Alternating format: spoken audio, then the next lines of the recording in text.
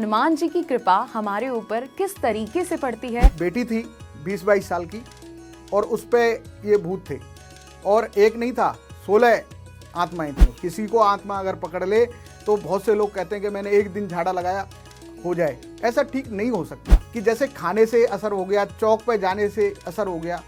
यहाँ पर हम कुंडली से देख सकते हैं। जितना अगर फोन से बच्चे को दूर रखेंगे, बच्चे का मन अब खुद पे खुद पढ़ाई में लगेगा। नमस्कार, मैं हूं सुप्रिया और आपके साथ आज मैं बहुत खास पॉडकास्ट लेकर आई हूं। हमारे मन में कई सवाल आते हैं और सवालों के साथ साथ हमारे मन में छोटी छोटी जो समस्याएं होती हैं उनके समाधान के लिए कई सवाल उठते हैं।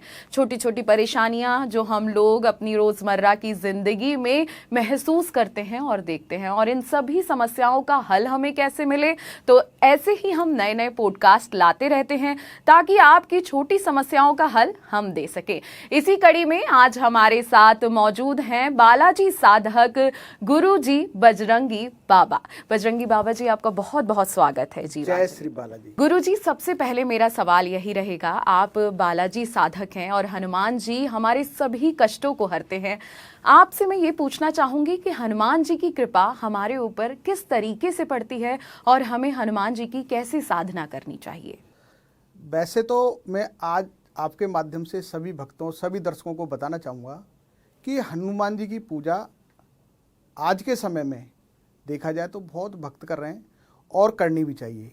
परंतु क्या है कि अगर आप हनुमान जी की पूजा कर रहे हैं एक तरफ और कुछ ऐसे सेवन करते हैं जैसे प्याज हो गया, लहसुन हो गया, बहुत से लोग मैंने ऐसे देखे हैं आज के टाइम में, और दिन तो ड्रिंक करते हैं और कहते हैं हनुमान जी के भक्त हैं हम। तो जो भी हनुमान जी की पूजा या भक्ति करता है वो ब्रह्मचर्य से रहना चाहिए।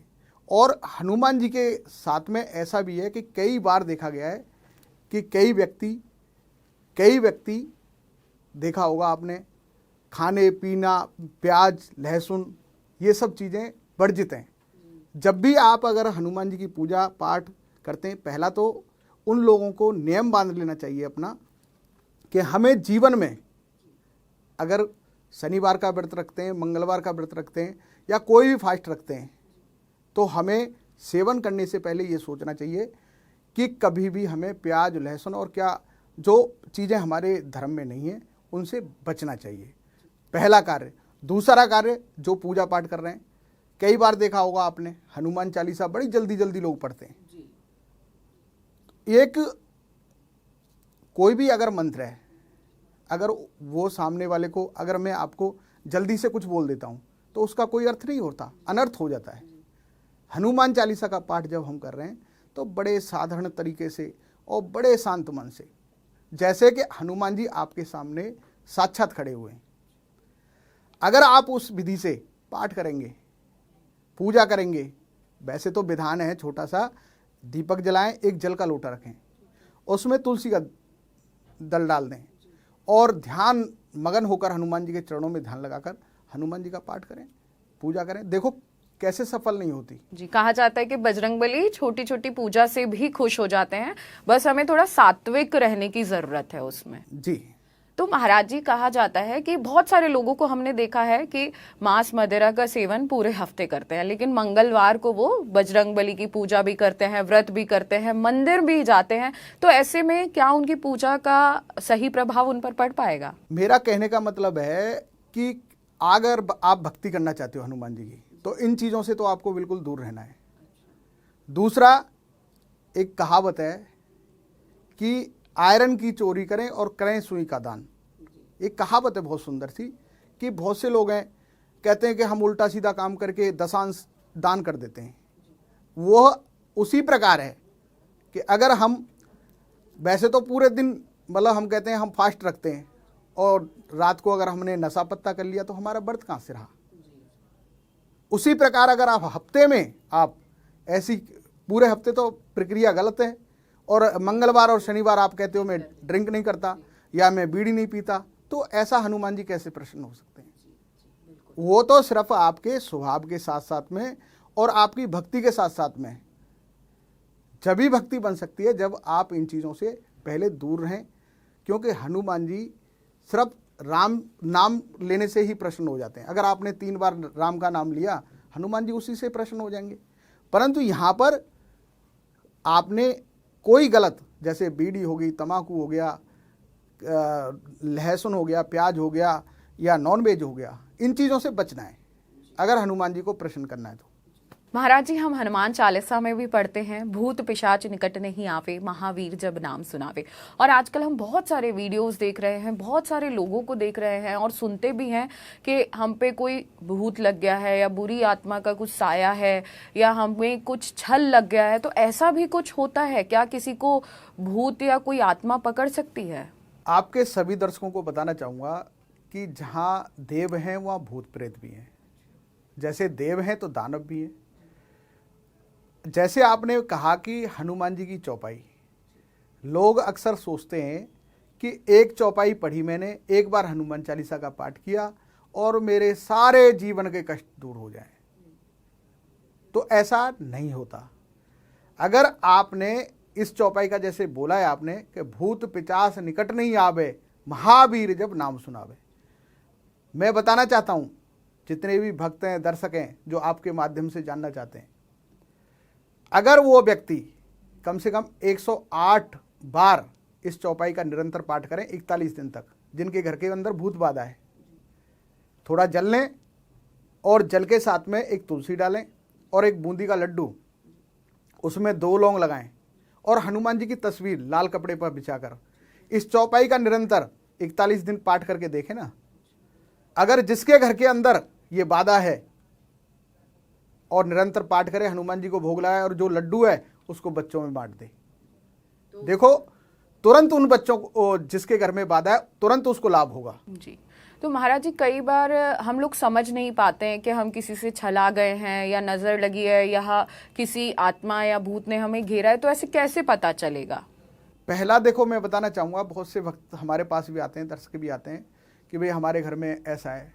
मैं यहाँ पर पाखंड को बढ़ावा नहीं दूंगा, परंतु इतना ज़रूर बताता हूँ कि जिन घरों के अंदर ये समस्या है, वास्तव में जिनके घर में भूत है, प्रेत है या नज़र है, उन लोगों के बारे में अगर आप उनसे जाके पूछेंगे ना, वो आपको इस बात का सही जवाब दे पाएंगे। क्योंकि जो व्यक्ति, अगर किसी को आप कहें कि किसी के डायबिटीज है या कोई बड़ा रोग है, कैंसर, अरे आपके कानों में आया और आपने सुना और आगे निकल गए। परंतु जो व्यक्ति इस बाधा से ग्रसित हैं, जिनके परिवार, अगर आप ये ऐसे समझ लेंगी कि कई बार देखा होगा आपने, अगर व्यक्ति के घर के अंदर एक बीमार व्यक्ति पड़ जाए तो पूरा परिवार उसके पीछे लग जाता है। यही एक भूत बाधा ऐसी है कि जिसके घर में, परिवार में ये बाधा आ जाए, आसानी से छुटकारा इसका नहीं है। मैंने कई बार देखा है, मेरे कई बार जानने वाले भक्त हैं मेरे, कि 6-6 महीने, साल भर तक बालाजी के चरणों में पड़े रहे मेहंदीपुर में। जो हमने उनके मार्गदर्शन, एक तो ऐसा केस था कि एक बेटी थी 20-22 साल की और उस पे ये भूत थे, और एक नहीं था, 16 आत्माएं थी उस पे। परंतु बेटी की बात थी। अब बेटी को तो वहाँ बालाजी में नहीं छोड़ सकते थे हम, और उसके साथ रहता कौन? भाई कोई भी रहे तो बेटी का रहना था असुस्थ। तो वहाँ पर हमने उन भूतों को उसकी माताजी पर ट्रांसफ़र करवाया, और ट्रांसफ़र करवाने के बाद में वो 3 साल तक वहाँ बालाजी के दर पर रहीं। उसके बाद उसका निवारण हुआ। परंतु ये यहाँ पर इतना बताना चाहूँगा आपको कि आसान नहीं है। किसी को आत्मा अगर पकड़ ले तो बहुत से लोग कहते हैं कि मैंने एक दिन झाड़ा लगाया हो जाए, ऐसा ठीक नहीं हो सकता। उसके लिए नियम, धर्म, बहुत कुछ है जो आप करने से परेशान हो जाएंगे, फिर उस बाधा को दूर नहीं कर सकते। तो महाराज जी, कुछ छोटे छोटे उपाय होंगे ऐसे जो हमारे अगर दर्शक, अगर उनका परिवार में कोई ऐसा ग्रसित हो रहा है इन सब चीज़ों से, और वो छोटे छोटे उपाय करे तो उन बाधाओं से बच सके? मैं बताना चाहूँगा कि अगर किसी भी घर के अंदर ऐसी बाधा है, उन व्यक्तियों को कुछ नियम धर्म करने पड़ते हैं जो बालाजी के नियम है। देखो, जिस व्यक्ति के ऊपर ये बाधा है, पहली बात मैं आपको एक बताना चाहूँगा कि चिड़चिड़ापन, ऐसे जिनके ऊपर ऐसी ऊपरी बात है ना, छोटी छोटी बातों पर चिड़चिड़ापन, गुस्सा, कई बार आत्माएं नहीं खेलती। कई बार तो हम आत्माएं खिला लेते हैं और बताने लग जाती हैं कि मेरे पे ऐसे आई हूँ, कहाँ से आई हूँ, कैसे आई हूँ, ये सब कुछ बताती हैं, परंतु कई बार नहीं खेलती और धीरे धीरे वो उस पर परेशानी बढ़ाती जाती है। कई बार मैंने देखा है कि आते हैं कि हम कितने साल से हैं इसके साथ में, 3 साल से हैं, 4 साल से हैं, परंतु वो खिला नहीं पाए। बहुत से साधक हैं, खिलाने की कोशिश करते हैं, नहीं खेल पाते। तो यहाँ पर वो बीमारी का रूप ले लेती हैं। कई बार पेट में दर्द कर देना, कई बार कोई भी परेशानी, और उस परिवार के अंदर बीमारी एक को होगी, परंतु परिवार के अंदर किसी न किसी पर घटनाक्रम चलाते रहते हैं। और घटनाक्रम भी ऐसा कि उसको समझ लें कि जीवन से जीने से व्यक्ति थक जाता है। जब उसका रोजगार खत्म कर देती हैं, ये आत्माओं का काम बता रहा हूँ आपको, रोजगार खत्म कर देंगे, एक्सीडेंट ये करवा दें। और तो और बताऊं, कई व्यक्तियों की, जैसे बहुत से देखे होंगे आपने, आत्महत्या कर ली, तो इन आत्माओं के चक्कर में भी आत्महत्या भी कर लेते हैं लोग। तो महाराज जी, जैसे हमें ये सारी जो परेशानियां हैं, किसी पे भूत लगना या आत्मा का लगना, ये सब होता क्यों है, और ये सब हमारी क्या गलतियां हो जाती हैं कि ये ऐसी जो आत्माएं हैं वो हम पे हावी हो जाती हैं? एक बार की, ये बहुत अच्छा प्रश्न पूछा आपने। भूत गए भगवान के पास, भगवान के पास गए कि कुछ हमें भी तो दो। भगवान जी के पास गए कि हमें क्या देंगे आप? तो उन्होंने, भगवान ने कहा कि जो हमें नहीं पूजें। अक्सर आपने देखा होगा कि जो लोग भगवान से वंचित रहते हैं, कभी मंदिर नहीं जाते, नास्तिकता उनके घर में बसी रहती है, उन्हीं लोगों को ये भूत प्रेत बाधा परेशान करती है। इसमें भी कई चीजें हैं। आपने पितरों के बारे में भी सुना होगा। अगर आप अमावस की खाना नहीं निकालेंगे, अपने पितरों का ध्यान नहीं रखेंगे, तब भी आपके यहाँ ये बाधा आ सकती है। तो महाराज जी, जैसे कि हमने बहुत लोगों को देखा है, चाहे बड़े हों चाहे छोटे हों, बच्चों को भी ऐसी समस्या है। जैसे आपने मेहंदीपुर बालाजी की बात करी, तो हमने वहाँ छोटे छोटे बच्चे भी देखे हैं जिन पे ऐसी भूत बाधाएं आती हैं। तो उन बच्चों पे ऐसी समस्या क्यों आती है? क्या उनके माँ बाप की जो चीजें हैं वो उन पर पड़ती हैं, या इसकी और कोई वजह है? मैं आपको बताना चाहूँगा, ऐसा कुछ भी नहीं है। जिस व्यक्ति का लग्नेश, अब हम ज्योतिष की बात कर लेते हैं, क्योंकि कई बार आपने देखा होगा हर एक व्यक्ति को आत्माएं नहीं पकड़ती। जैसे बच्चों की बात की, मैं अभी थोड़े दिन का आपको बताता हूँ। एक मेरे साथ की बात ही है। तो मेरे पास से एक भक्त आए और उनके बच्चे ने कुछ गलती नहीं की थी। सिर्फ गलती क्या थी कि जैसे 1 घंटे पहले वहाँ एक्सीडेंट हुआ था किसी व्यक्ति का, और एक्सीडेंट के बाद में उसकी बॉडी लेके चले गए, और वो व्यक्ति अपने बच्चे को लेके वहाँ से निकल रहा था। उसको क्या पता था क्या था। उस व्यक्ति ने वहाँ तरबूज खाया, उसके बच्चे ने, और तरबूज खाने के बाद जो जैसे बच्चा खाता है तरबूज, तो बीज फेंक देता ही है, अक्सर मुंह से फेंक देता है। तो क्या हुआ, उस व्यक्ति के, उस बच्चे के ऊपर उसकी आत्माएं आ गई। जब मैंने पूछा उसको, बालाजी की चौकी लगाई और उसको बोला कि भाई ये क्या दिक्कत है, कहाँ से आए हो, तो उसने कहा ये चौक पे बच्चा गया था और उस जगह पे मेरी 1 घंटे पहले मौत हुई थी। और कहता इस बच्चे ने मेरी छाती पे थूक दिया। उस बच्चे को क्या पता था कि तू लेटा हुआ है वहाँ। बड़ी मुश्किल से उसी के प्रभाव को, उसके प्रभाव से निकालना बड़ा आसान काम नहीं था। वो 5 साल से उसके साथ था, परंतु धीरे धीरे उसके उपाय किए गए, उपाय के साथ साथ में उसको नियम दिए गए कुछ, उनके बाद में वो ठीक है आज तक। महाराज जी, जैसे ऐसा भी केस हमने देखा है कि थोड़े दिनों पहले हमारी चर्चा हो रही थी, तो उसमें एक ऐसा केस था कि वहाँ जैसे किसी को माता आती हैं या बालाजी आते हैं, उन्होंने बताया कि आप कहीं से छलाए गए हो, किसी और को बताया, आप किसी ऐसी जगह पे चले गए थे, वहाँ आपने कुछ ऐसा खाया जिससे आप ऐसे परेशान हो, बीमार हो, या आपकी स्थिति, ग्रह स्थिति ठीक नहीं चल रही है। तो ऐसी स्थिति में लोग क्या करें? क्योंकि बहुत सारी जगह ऐसी होती हैं, जैसे अगर मान लीजिए किसी की 13वीं में गए हैं, किसी ने पानी ऑफर कर दिया या चाय ऑफर कर दिया, तो हमने पी लिया, या हम कुछ खा पी लेते हैं ऐसी जगह जहां हमें पता नहीं चलता कि इसमें क्या है क्या नहीं है। तो ऐसी स्थिति में इंसान क्या करे? मैं आपको बताना चाहूँगा कि ऐसा कुछ भी नहीं है कि जैसे लोग कह देते हैं कि आप पर माता आ गई या आप पर हनुमान जी आ गए। वास्तविकता में देखा जाए, माता और हनुमान जी, उनकी कितनी बड़ी शक्ति है। अगर आप व्यक्ति के अंदर हनुमान जी या माता जी या कोई और देव अगर आ जाएंगे तो आप सोच सकते हैं कैसा हो सकता है उनकी शक्ति। पहला। दूसरा, आपने कहा खाने पीने की बात। हर व्यक्ति को कोई भी चीज परेशान नहीं कर सकती। मैं यहां तक कह सकता हूं कि जिन व्यक्तियों की कुंडली सिंह लगन वाली हो, वृश्चिक लगन वाली हो और मीन लगन वाली हो, ऐसे लोगों को भूत बाधा जल्दी से परेशान नहीं कर सकती। सिर्फ क्या है कि जैसे खाने से असर हो गया, चौक पर जाने से असर हो गया, यहां पर हम कुंडली से देख सकते हैं कि वास्तविकता में इस व्यक्ति पे कुछ है या नहीं है। जब कुंडली का लग्नेश कमजोर होता है उसी व्यक्ति को वास्तव में ये भूत बाधा, प्रेत बाधा सताती हैं। जैसे कर्क लगन वाला व्यक्ति हो गया, उस व्यक्ति को बहुत जल्दी, जैसे चंद्रमा की राशि हो गई, वृष राशि वाला व्यक्ति हो गया, तुला राशि वाला हो गया, और इन व्यक्तियों का लग्नेश राहु के साथ संबंध में आ जाए, युति बना ले राहु के साथ, शनि के साथ युति बना ले, तभी ऐसे व्यक्तियों पर भूत प्रेत बाधा का विशेष प्रभाव होता है। अगर खाने पीने की बात करें, बहुत से लोग हैं अब कहीं भी जाकर, आज के समय, पहले तो ऐसा था, व्यवस्था ऐसी थी कि अपने घर में ही आके खाना है। आप तो घर से निकलेंगे बाहर, वहीं खाना, कहीं भी रास्ते में भूख लगी और खाना खाने लग गए, तो कहाँ तक बचेंगे इससे? तो ऐसा कुछ भी नहीं है, ये सिर्फ डराने की चीज़ है। इससे नहीं डरना चाहिए। कहीं भी जाएं, खाएं, परंतु जब तक खा सकते हैं, जब तक कोई आप पर कोई चक्करबाजी नहीं है। चक्करबाजी मतलब जब आप पे ऊपरी बाधा है या कोई आपको लगता है कि मेरे घर में कोई दिक्कत चल रही है, तो आपको उसी समय पर मीठा खाना, कहीं से बाहर का दूध पीना, ये सब चीज़ें छोड़ देनी चाहिए।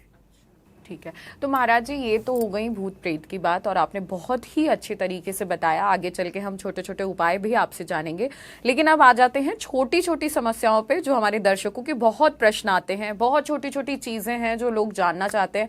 जैसे कि जीवन चलता है और सब लोग अपने जीवन में कहीं ना कहीं किसी ना किसी चीज को लेके संघर्ष करते ही हैं, चाहे वो रिश्तों को लेके हो, चाहे नौकरी को लेके हो, चाहे बच्चों को लेके हो। ऐसे में बहुत सारे सवाल होते हैं हमारे दर्शकों के, तो वही मैं लेना चाहूंगी। और सबसे पहला सवाल मेरा यही रहेगा उसमें कि नौकरी हमारी बहुत अच्छी चल रही होती है और अचानक से कोई परेशानी आ जाती है, या तो हमें सैलरी अच्छी नहीं मिलती या हमारी नौकरी ही नहीं मिलती। तो ऐसी चीज में आपके पास कोई उपाय है जिस उपाय को करके हम अच्छी नौकरी पा सकते हैं या अपनी नौकरी में आ रही परेशानी को दूर कर सकते हैं? मैं आपको बहुत साधारण सा उपाय बताऊंगा और यह उपाय बिल्कुल रामबाण समझ लेना।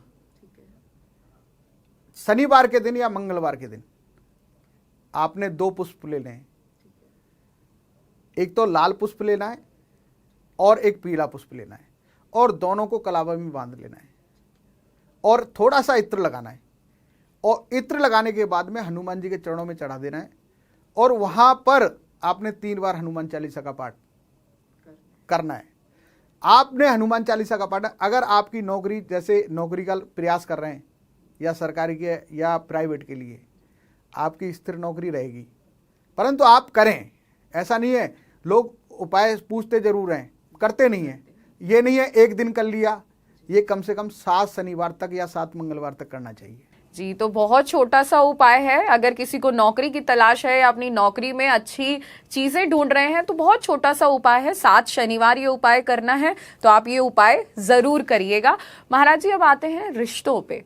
क्या होता है कि आजकल बहुत देखा जा रहा है, अगर अपनी पसंद से शादी हुई है तो भी रिश्ते में तनाव है, लड़ाई झगड़ा है, या लव मैरिज हुई है तो भी रिश्तों में तनाव और लड़ाई झगड़ा है।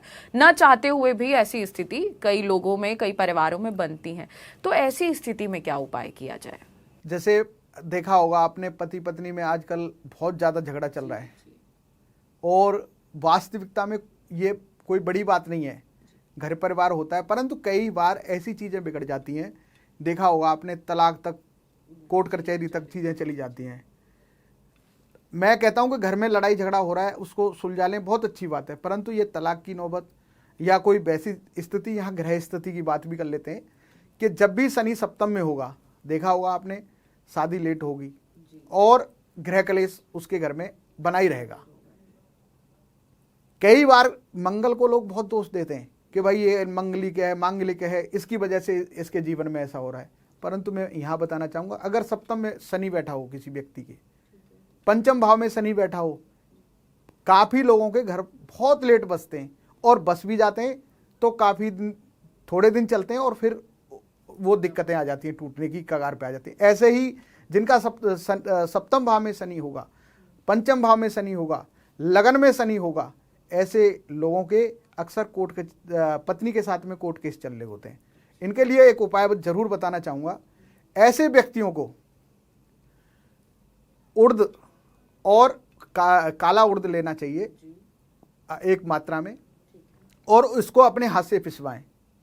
पिसवाने के बाद में उसका एक दीपक बनाएं और उसमें 4 बत्ती लगाएं और तिल का तेल, विशेषकर तिल का तेल, इसको चौमुखा दीपक बोलते हैं हम, और या तो पीपल की जड़ में या किसी शनि मंदिर में चौमुख दीपक बनाकर तिल के तेल का दीपक जलाकर, और ये आप अगर ये उपाय कर लेते हैं, परंतु ये उपाय कम से कम आपको 7 शनिवार करना ही पड़ेगा। है। और ये जो दीपक आप बता रहे हैं, पीपल के नीचे रखना है या किसी शनि मंदिर में रखना है? तो इससे जो पति पत्नी में कलेश चल रही है या लड़ाई की स्थिति है वो खत्म हो जाएगी। जी महाराज जी, बहुत छोटा सा उपाय है। अगर आप भी इन चीजों से जूझ रहे हैं या आपके आसपास आप किसी को देखते हैं कि ऐसी समस्या से वो परेशान है, तो देखिए हर चीज का उपाय है, हर समस्या का हल है। और हम लोग धर्म को मानते हैं, आस्था में हमारा विश्वास होता है, तो ये छोटे छोटे उपाय हैं जो आप लोग कर सकते हैं और अपने जीवन को आसान बना सकते हैं। और साथ ही मैं आपको बताना चाहूंगी, महाराज जी हमें यहाँ तो उपाय बता ही रहे हैं, महाराज जी खुद भी डिजिटल प्लेटफॉर्म पे है। बजरंग बाबा के नाम से इनका यूट्यूब चैनल है, फेसबुक चैनल है, आप उस पे भी विजिट कर सकते हैं और आप ये सारे उपाय वहां भी देख सकते हैं। महाराज जी ऐसे ही उपायों को आप और बताएंगे तो हमारे दर्शकों के लिए बहुत अच्छा होगा। क्या होता है कि परिवार सही है, सुख शांति है, लेकिन अक्सर आपने भी देखा होगा या आप भी, आपके सामने भी बहुत ऐसे लोग आते हैं कि सास बहू में नहीं बनती, कभी कभी परिवार में नहीं बनती, जेठ जेठानी में नहीं बनती। तो ऐसी स्थिति में क्या उपाय करें, क्योंकि सब चाहते हैं एक खुशनुमा माहौल रहे, अच्छे से रहे, तो ऐसा क्या उपाय करें कि घर में सब खुश रहें और एक साथ रहें और सबकी बने? देखो, समय का हिसाब होता है। आज का समय ऐसा हो गया है, पहले जॉइंट फैमिली होती थी, जॉइंट परिवार होते थे और एक दूसरे की बात मानते थे और सुनते भी थे। परंतु मैं ज़्यादा समय न लेते हुए आपका बताना चाहूँगा सभी दर्शकों को कि अगर आपके घर के अंदर जन्मदिन होता है, किसी का बर्थडे आ जाता है, या आपके दादाजी या पिताजी, मतलब पूरी फैमिली में किसी का बर्थडे है, तो कुछ भी बात हो आपके परिवार में, मैं ये नहीं कहूँगा कि आप रोज इकट्ठे रह सकते हैं, क्योंकि आज की स्थिति ऐसी है नहीं। और हम उपाय भी बताएंगे तो आधे लोग करेंगे और आधे लोग नहीं करेंगे, क्योंकि कहीं ना कहीं आपके जो पितर हैं हमेशा चाहते हैं कि हमारा पूरा परिवार इकट्ठा दिखे हमें, परंतु वहाँ दिखे कैसे कि कुछ का कुछ मिजाज है, कुछ का कुछ मिजाज है।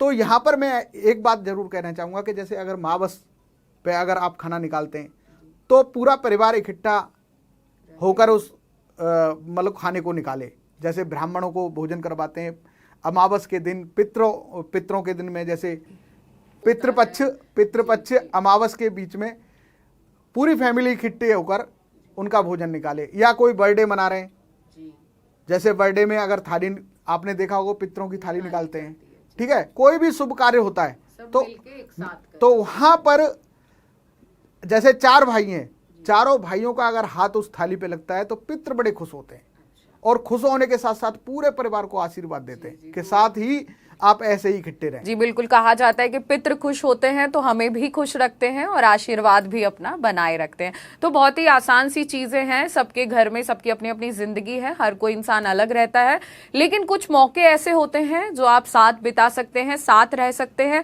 और आपको कुछ नहीं करना, आपको साथ खाना खाना है, जो भोग लग रहा है उस थाली पर हाथ लगाना है। निश्चित ही आपके जीवन में सुख शांति और खुशियां बनी रहेंगी। महाराज जी अब आगे बढ़ते हैं और बहुत सारे लोगों का, बहुत सारे दर्शकों का हमारे पास सवाल आता है। कई माताओं पिताओं का सवाल है कि हमारे बच्चों की शादी नहीं हो रही, जॉब लग गई है, बहुत पढ़ लिए हैं लेकिन शादी में लेट हो रहा है, कोई लड़का नहीं मिल रहा या लड़की को लड़का नहीं मिलता, लड़के को लड़की नहीं मिलती। तो ऐसी स्थिति क्यों आती है और अगर शादी में लेट हो रही है तो ऐसे में क्या उपाय करें? जैसे कुंडली के अंदर कई बार देखा होगा कि जिन व्यक्तियों का सप्तमेश कमजोर या सप्तम अष्टम भाव में बैठ जाए, कुंडली के माध्यम से इस बात को जान लेते हैं। शुक्र 12वें भाव में चला जाए किसी व्यक्ति का, बृहस्पति 6ठे भाव में अष्टम भाव में हो जाए, तो ये शादियां लेट करता ही है। परंतु यहाँ पर छोटा सा उपाय बताना चाहूँगा आपको, सबके लिए कॉमन उपाय है कि आपने देखा होगा कि वीरवार की पूजा हर व्यक्ति बताता है, और वीरवार की पूजा अपने आप में बहुत बड़ी पूजा है। जिसी बेटी की शादी नहीं हो रही, वीरवार की पूजा करे। और एक उपाय साधारण सा है कि 9 किलो आपको चने की दाल लेनी है शुक्रवार के दिन, और उसके 9 जगह ढेरी बनानी है 1-1 किलो दाल की। चने की दाल ली आपने 9 किलो और 1-1 ढेरी बनाई उसकी, और उस दाल को हल्दी के साथ में, जिस बेटी की शादी नहीं हो रही है, हल्दी से उस चने की दाल को ऐसे रगड़ना है 9 किलो दाल को, और सुबह उठकर उस पूरी दाल को एक गठरी बनानी है उसकी, किसी भी कपड़े में बांधकर, और जमुना माता में या गंगा के पास में रहते हैं किसी बहते हुए जल में प्रवाह करके आ जाएं।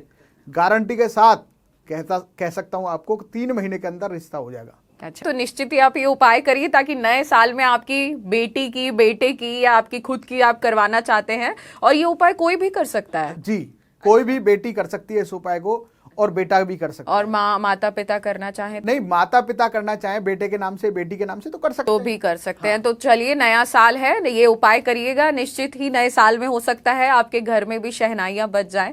महाराज जी, ये तो शादी की बात हो गई, लेकिन कई बार हम ऐसा भी सुनते हैं कि हमारी बेटी मंगली है या बेटा मंगली है, शादी में डिले हो रहा है, तो जो मंगल दोष से प्रभावित होते हैं उन्हें क्या करना चाहिए? देखो, बताना चाहूंगा, मांगलिक दोष एक बहुत बड़ा दोष है, ऐसा नहीं है। परंतु क्या है कि कई बार देखा होगा आपने, बहुत से लोग का आप आजकल समय में देख रहे हैं कि इनका मंगल दोष 32 साल पे खत्म हो जाएगा। मैं आपको अपना अनुभव बता रहा हूं कि जीवन में मंगल दोष का कभी भी निवारण नहीं होता। कैसे कि कई बार मेष का मंगल हो, वृश्चिक का मंगल हो, लगन भाव में बैठ जाए, तो बहुत से लोग कहते हैं ये मांगलिक नहीं है, नॉन मंगली से शादी करवा दी उन्होंने, माता पिताओं ने जिससे शादी करवा दी कि भाई कुछ लोग सोच लेते हैं कि ये तो मंगल ना प्रभावशाली नहीं है, मतलब स्वराशि का मंगल है, ये ज़्यादा प्रभावशाली नहीं है, तो कर देते हैं। परंतु मैंने ऐसा देखा है कई बार कि 40 साल की उम्र से पहले पहले वो बेटियां, उसका पति चला गया या वो बेटी चली गई, बुरा परिणाम देखने को मिलता है। ऐसे कई केसेस हैं जो हमारे सामने भी हैं। तो ऐसी स्थिति में फिर क्या किया जाए? उनके लिए बहुत साधारण सा उपाय है, परंतु लोग करें कि जिनकी कुंडली के अंदर मंगल दोष है, उनको तो हनुमान जी के चरण पकड़ के, ये नहीं है कि मंगलवार को ही पूजा करनी है हनुमान जी की, शनिवार को ही करनी है, उन व्यक्तियों को तो रेगुलर हनुमान जी के दर्शन करने चाहिए जिनकी कुंडली में मंगल दोष है, चाहे वो लड़का हो चाहे लड़की हो। हाँ, दर्शन बेटी भी कर सकती है हनुमान जी के, बेटा है तो कुछ थोड़ा सा सिंदूर भी चढ़ा सकता है हनुमान जी का, बेटी है सिंदूर अपना हनुमान जी को चढ़ा नहीं सकती तो वहाँ सिंदूर का सामान दे सकती है, एक फल भी दे सकती है बेटी, तो कुछ मीठा भी दे सकती है जी, क्योंकि ये तो बहुत छोटा सा उपाय है, क्योंकि मंगल दोष जिसको होता है वो अपनी पूजा भी कराते हैं और कई तरीके से पूजा कराते हैं। अगर ये भी उपाय आप करें, बस आपको कुछ नहीं करना, बजरंग बली के डेली दर्शन करने हैं, तो बजरंग बली की आप पे कृपा बनी रहेगी। और इस बात का भी ध्यान रखना है आपको कि जो मांगलिक है वो मांगलिक से ही शादी करे।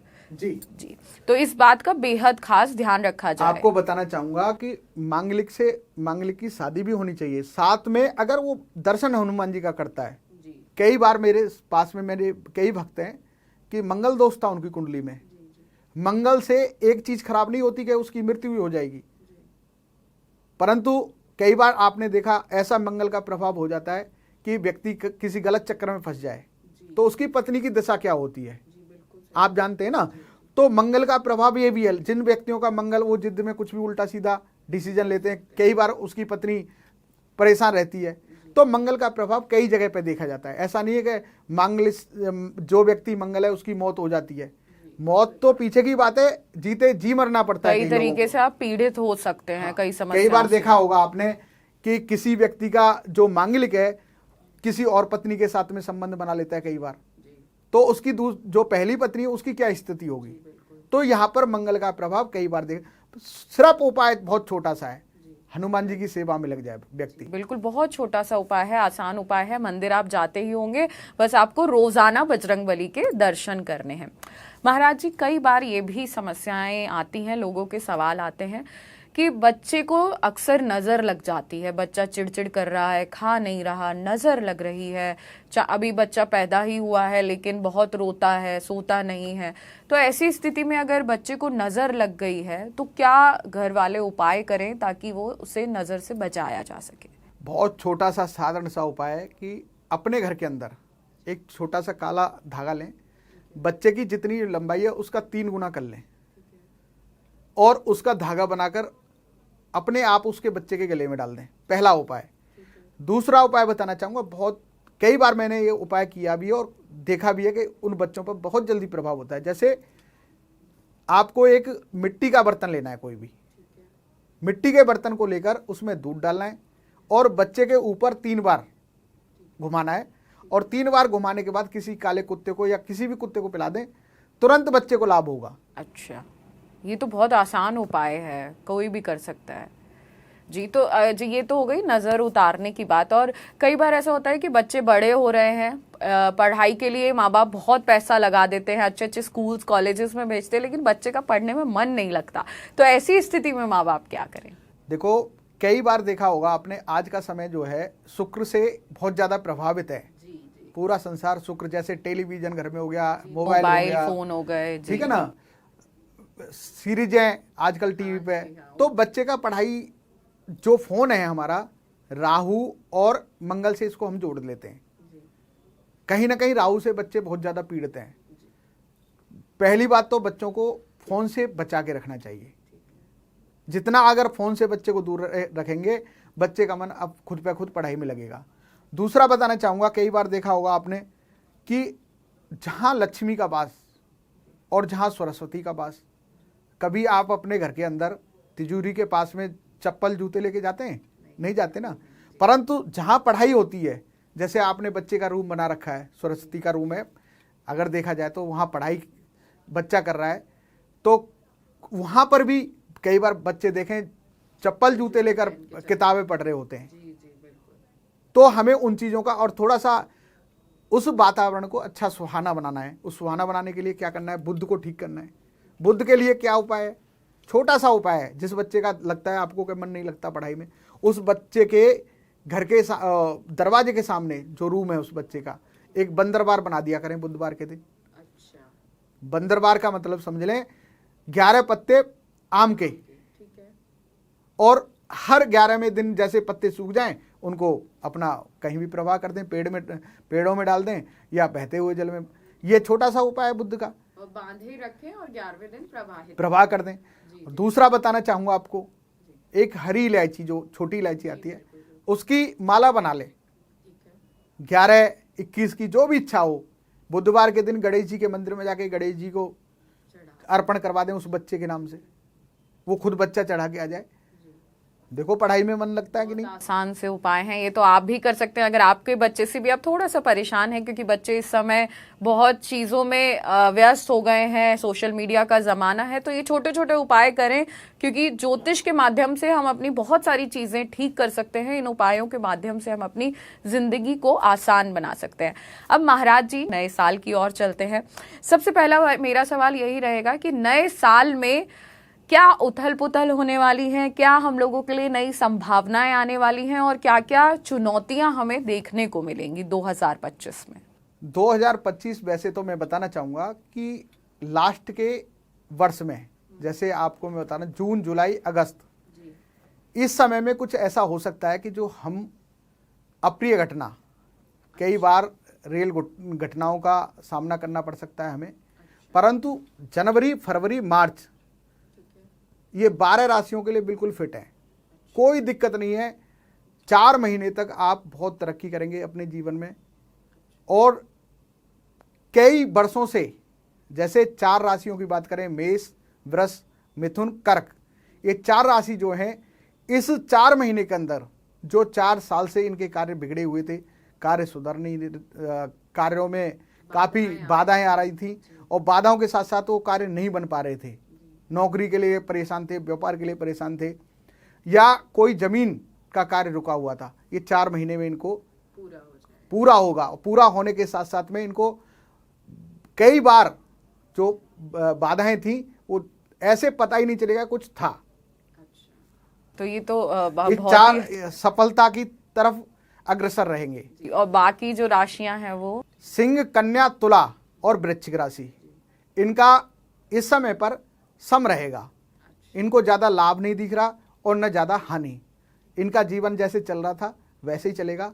वृश्चिक, मकर, कुंभ, मीन, अब इन 4 राशियों की अगर बात करें तो इनके कुंडली के अंदर इन राशियों का वास्तविकता में जो कई बार देखा होगा, भाग्य कई वर्षों से ऐसा चल रहा था कि शनि की ढैया में फंसे हुए थे कुछ लोग, कुछ साढ़सती में फंसे हुए थे, और कई बार मकर और कुंभ के लिए तो अब के शनि लगन भाव में विराजमान रहे थे ना, जिसकी वजह से उनके कार्य बने नहीं और स्वास्थ्य भी इन लोगों का खराब रहा है। परंतु आने वाले 2025 में इनके लिए सुहाना मौसम है। समझ लें कि इनका स्वास्थ्य बिल्कुल ठीक हो जाएगा। सिर्फ उपाय क्या करें, शनि स्तोत्र का पाठ जरूर कर लें। अच्छा, उससे 2025 में जो भी चीजें हैं वो ठीक होंगी। और अगर ऐसा देखा जाए तो 2024 में हमें बहुत उथल पुथल देखने को मिली, बहुत सारे डाउनफॉल्स आए, जैसे कि कई समस्याएं आई, चाहे वो राजनीति में हो, आम आदमी के जीवन में हो, कई अप्रिय घटनाएं हुई। तो 2025 इस स्थिति से देखा जाए तो कैसा रहने वाला है? नहीं, 2025 बहुत अच्छा रहने वाला है। जो खराब रहने वाला है, जो कुछ लड़ाई झगड़े हो सकते हैं आगे चल के, वो आपको मैं बताना चाहूँगा। जुलाई अगस्त के बाद कुछ ऐसी घटनाएं हो सकती हैं हमारे देश में। हो सकता है कि कहीं कुछ जो कि आपसी मतभेद चल रहे हैं और कुछ ऐसी आपदाएं आ सकती हैं कि जिससे कि हमारा पूरा देश प्रभावित होगा। परंतु मैं आपको बताना चाहूँगा कि ये जो समय होगा एक हमारे लिए बहुत ही, जैसे कोरोना काल आया था कि हम उस इतनी बड़ी बीमारी से बाहर निकल गए, तो ये हमारे लिए कोई बड़ी बात नहीं होगी, परंतु समस्याएं जरूर होंगी। लेकिन ये है कि समस्याएं हैं तो आप जैसे गुरु महाराज जी, ज्योतिषाचार्य जी हमें समाधान बताने के लिए हैं ही। 2025 में महाकुंभ लगने वाला है प्रयागराज में। महाराज जी, यही पूछना चाहूंगी कि आप महाकुंभ में जाने वाले हैं? जी बिल्कुल, कुंभ में जाने वाले हैं और हम तो अपने सभी भक्तों और दर्शकों के साथ जाएंगे वैसे तो, परंतु कुंभ का बहुत बड़ा प्रभाव है। जहाँ पर अमृत 4 जगह पर गिरा था आपको पता है, वहीं पर कुंभ होता है। तो ये कुंभ ऐसा है कि 12 साल बाद लगता है और इस कुंभ में हर एक व्यक्ति को जाना चाहिए। और मैं बताना चाहूँगा आपको, जिस व्यक्ति को भी जीवन में कोई भी किसी प्रकार की समस्या हो, वो शनि से ग्रसित हो, मंगल से ग्रसित हो, राहु से, केतु से, जन्म कुंडली के अंदर कोई भी ऐसा ग्रह नहीं है कि जो उसको परेशान कर रहा हो। परंतु जिस व्यक्ति ने ये 12 वर्ष वाला कुंभ नहाया, क्योंकि वहाँ संत महात्मा, उनका आशीर्वाद और गंगा का आशीर्वाद, जिस व्यक्ति को इन चीज़ों का आशीर्वाद, संत महात्माओं का आशीर्वाद मिल जाता है, उसके व्यक्ति के लिए ग्रह चाल एकदम थम जाती है और उसके जीवन में विशेषकर परिवर्तन आ जाता है। तो आपका कहने का मतलब है कि हम सभी लोगों को महाकुंभ में जरूर जाना चाहिए और त्रिवेणी संगम में जरूर डुबकी लगानी चाहिए। जी बिल्कुल, सबको स्नान करना चाहिए और सबको अपने पितरों के साथ जाना चाहिए। जब भी अपने घर से जाएं, अपने पितरों से कहें कि हे पितृ देवताओं, आपको गंगा स्नान करने के लिए जा रहा हूं। जैसे जिनकी कुंडली के अंदर पितृदोष, कई बार देखा होगा आपने कि भैया आपकी कुंडली के अंदर तो पितृदोष है, आपकी कुंडली के अंदर काल सर्प योग है, आपकी जो प्रोग्रेस नहीं हो रही है, इसकी वजह से नहीं हो रही है। तो अगर वो व्यक्ति त्रिवेणी पे जाता है और अपने पितरों को साथ लेके जाता है और वहाँ स्नान कराता है, तो उसके कुंडली के सभी दोष दूर हो जाते हैं। तो बिल्कुल ठीक है। और अगर आपको महाकुंभ से जुड़ी कोई भी जानकारी चाहिए, आप वहां कैसे जाएं, किस ट्रेन से जाएं, कहां रुकें, कैसे वहां तक पहुंचे, तो इस सभी चीजों की जानकारी जीवांजलि की ऐप पर भी आपको मिल जाएगी, साथ ही साथ जीवांजलि की वेबसाइट पे भी आपको मिल जाएगी। तो आज ही आपको जीवांजलि ऐप डाउनलोड करनी है ताकि आप महाकुंभ की एक एक चीज, एक एक बारीकियां आसानी से जान सके। महाराज जी, आप बालाजी के साधक हैं और बालाजी कहा जाता है कि भूत पिशाच को दूर कर देते हैं, लेकिन कहा जाता है कि आग के पास अगर रहें तो भूत नहीं आते या आते हैं, तो इस बात में कितनी सच्चाई है? मैं बताना चाहूँगा आपको कि वास्तविकता में कई बार मैंने देखा है, कहने के लिए हमें भी हमारे पिताजी हमारे परिवार में कई लोग ऐसे बताते थे कि जब भी कोई ऐसी आत्माएं दिखती हैं तो आप आग जला लो। परंतु मैंने वास्तविकता में मेरा अनुभव रहा है जीवन में कि कई बार आपने देखा होगा कि बहुत से भूत बीड़ी, सिगरेट, तंबाकू का भोग लगाने के बाद ही वो बात करना शुरू करते हैं। जैसे हम कई बार खिलाने की सोचते हैं तो वो कहते हैं कई बार हमारे सामने कि हमें सिगरेट दो, हमें बीड़ी दो, और वो जला के बैठते हैं और फिर बात करते हैं और फिर बताते हैं कि हम कैसे आए थे, कहाँ से आए थे, किसने भेजा था। तो ये बिल्कुल गलत बात है कि अगर आप कहते हो कि भूत अग्नि से डरते हैं, तो ऐसा कुछ भी नहीं है। तो मतलब वैसे हम लोगों ने भी कई बार देखा है, तो जैसे आप बुलाते हैं भूत किसी पे आ गया है, तो उसमें आप पर कुछ असर होता है या आपको वो अटैक कर सकते हैं? नहीं, ऐसा है कि हम पे अटैक करेंगे, हम तो है ही नहीं भाई। जब भी हम भूत बाधा से बात करते हैं तो वहाँ बालाजी होते हैं। अच्छा। उन्हीं के बल पे हम तो चलते हैं। अच्छा, और उनसे तो डरते हम हैं? तो कुछ है ही नहीं। हम तो बालाजी का आह्वान कर कर उस गद्दी पे, उनकी गद्दी पे बैठते हैं, बाबा की पे, और उसके बाद बात शुरू करते हैं। जी। तो महाराज जी, कई बार ऐसा देखा गया है कि किसी के घर परिवार में आए दिन एक्सीडेंट हो रहे हैं, आए दिन कुछ दुर्घटनाएं होती हैं, तो ऐसे में भी कुछ भूत बाधा की स्थिति है? जी, बताना चाहूंगा अपने दर्शकों को, कई बार ऐसा होता है कि कई बार अचानक से एक्सीडेंट हो जाना, घर में आग लग जाना। क्योंकि मैंने कई बार भूतों को बुलाते हैं, जब किसी व्यक्ति पर आ जाते हैं, आत्माएं बोलने लग जाती हैं, तो वो बताती हैं स्वयं कि इस व्यक्ति का ये नुकसान मैंने किया है। किसी व्यक्ति के घर उसमें जानवर का नुकसान हो गया था, तो उसने बोल दिया कि ये मैंने इसको मारा है। तो यहाँ पर ऐसा नहीं है, कई बार व्यक्ति की आत्महत्या, घर के अंदर नुकसान कर देना, कई बार आपने देखा भी होगा पैसे भी गायब हो जाते हैं लोगों के। जी, बिल्कुल बिल्कुल। किसी के घर में से चोरी हो गई या पर्स में से, हाँ, तो ये पैसे भी चोरी होते हैं। उसका भी कुछ भूत से लेना देना? हाँ जी, कई बार मेरे एक भक्त हैं, उनके पर्स से वो सील के पर्स रखते थे। अच्छा। और उन्होंने 10,000 रखे तो उसमें से 2,000 गायब हो जाते थे। अच्छा। फिर उन्होंने इलाज करवाया, उसके बाद ठीक है आज तक। अच्छा, तो ये फिर ऐसे मतलब कैसे पता चलता है कि किसी ने निकाल जैसे लिया? आपने पैसे गिन के रखे, ठीक है, तो हम उन पर विश्वास नहीं करते थे, ऐसा होता भी है। वो कई बार आ चुके थे मेरे पास, मेरे आश्रम पे, कि मेरे घर से पैसे गायब हो जाते हैं। मैं कहता ऐसा कुछ नहीं है। तो मैंने एक बार उस पैसे को गिन के और पर्स को सील के, किसी सुई धागे से सील कर उनके लॉकर में रख के आया, और सुबह देखा तो पैसा गायब था। अच्छा। परंतु पैसे इतने निकलते थे, जैसे 8,000 हैं तो उसमें से 1,000 निकले, 10,000 हैं तो 2 निकल गए, 50,000 हैं तो 4 निकल गए, पूरा पैसा नहीं गायब होता था। तो मतलब इन सारी समस्याओं का आपके पास समाधान होता है। और अगर आप भी इन्हीं समस्याओं से जूझ रहे हैं या ऐसी किसी समस्या से परेशान हैं, तो आप बजरंगी बाबा के पास जा सकते हैं, उनसे संपर्क कर सकते हैं।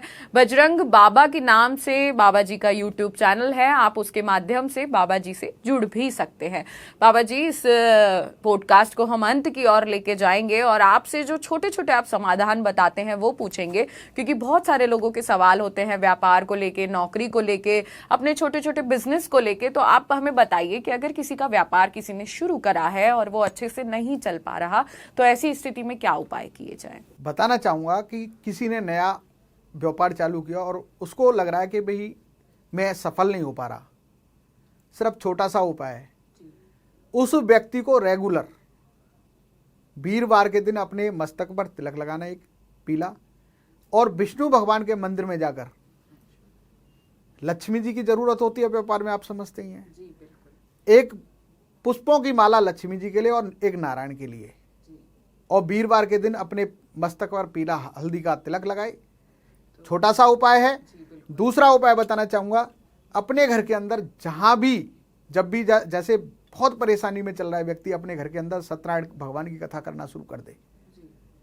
अगर ये छोटे छोटे से उपाय और ये साधारण से उपाय, अगर इन दोनों उपायों को करता है व्यक्ति, तो मैं बता सकता हूं आपको कि साल भर के अंदर आपको उसको पता चल जाए कि मैंने क्या उपाय किया है। तरक्की होगी। महाराज जी, जैसे बहुत सारे लोग होते हैं कि नया बिजनेस चालू करना चाहते हैं लेकिन वो समय नहीं आ पाता है, भले ही उनके पास पैसा होता है, चीजें होती है, लेकिन वो नया बिजनेस शुरू नहीं कर पाते। तो कोई व्यक्ति नया बिजनेस शुरू करना चाहता है या कोई दुकान खोलना चाहता है तो वो खोल पाए अच्छी स्थिति में, उसके लिए क्या उपाय कर सकते हैं? देखो, मैं बताना चाहूंगा, बहुत से लोग हैं कई बार प्लानिंग बहुत करते हैं और प्लानिंग के साथ साथ सफल नहीं हो पाते।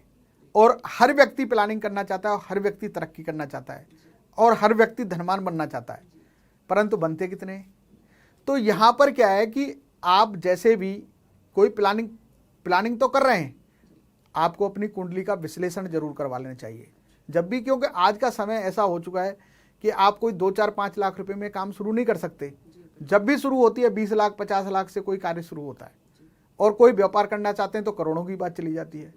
तो मेरा कहने का माध्यम यह है कि कभी भी कोई भी नया कार्य शुरू करें तो एस्ट्रोलॉजर अपनी कुंडली का विश्लेषण आप किसी से भी करवाएं और कुंडली का विश्लेषण करवाने के बाद ही अपना व्यापार शुरू करें। अच्छा, तो फिर उसके बाद उनको पता चल जाएगा कि हमें क्या किस और बढ़ना है और कैसे कैसे कार्य करना है। कई बार देखा होगा आपने कि आपकी कुंडली के अंदर है शुक्र 10वें भाव में, तो आपको तो साड़ी का, कपड़े का व्यापार करना है, परंतु आप व्यापार करने घूम रहे हैं शनि का, भाई लोहे का कार्य करना चाह रहा हूं, मैं परचून की दुकान खोलना चाह रहा हूं, तो आपको कैसे नुकसान नहीं होगा? तो मेरा कहने का यही है कि पहले आप अपनी कुंडली दिखा लें और कुंडली के बाद ही कार्य शुरू जी बिल्कुल, क्योंकि बहुत सारे उपाय हैं, बहुत छोटी छोटी चीजें हैं, लेकिन कोई भी चीज अगर नहीं हो पा रही तो वो कैसे पूरी होगी? इसके लिए कुंडली है और कुंडली में सारे विवरण आपको मिल जाते हैं, आपकी जिंदगी के, आपके व्यापार के, आपकी नौकरी के और आपके परिवार के भी। और साथ ही साथ कुछ कुछ छोटे छोटे उपाय करके आप अपने जीवन को बहुत आसान बना सकते हैं, जैसे कि इस पॉडकास्ट में हमने सुना भी और बजरंगी बाबा ने हमें बताया भी, इतने सरल सरल उपाय जिनके माध्यम से आप अपने जीवन को आसान और सुखद बना सकते हैं। आपको बता दें कि अगर आप बजरंगी बाबा से जुड़ना चाहते हैं तो इनके YouTube चैनल को आप आज ही सब्सक्राइब कर लीजिए। बजरंग बाबा के नाम से इनका YouTube चैनल है।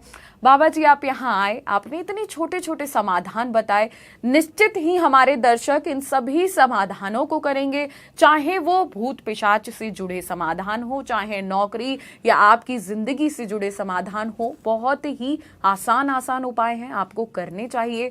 महाराज जी, आप यहाँ आए, आपने इतने सरल उपाय बताए, उसके लिए आपका बहुत बहुत धन्यवाद।